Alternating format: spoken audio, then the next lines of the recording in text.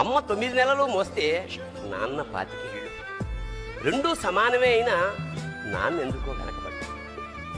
ఇంట్లో జీతం తీసుకోకుండా అమ్మ, తన జీతం అంతా ఇంటికే ఖర్చు పెడుతూ నాన్న, ఇద్దరి శ్రమ సమానమే అయినా అమ్మ కంటే నాన్న ఎందుకో వెనకబడ్డాడు.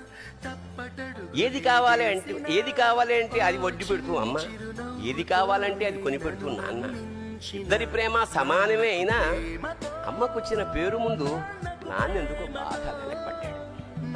ఫోన్లోనూ అమ్మ పేరే, దెబ్బ తగిలినప్పుడు అమ్మ అని పిలవడే, అవసరం వచ్చినప్పుడు తప్ప మిగతా అప్పుడు గుర్తు రానందుకు నాన్న ఎప్పుడైనా బాధపడ్డాడా ఏమో.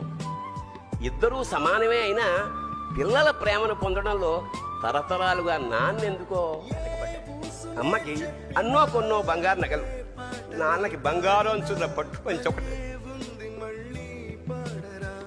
కుటుంబం కోసం ఎంత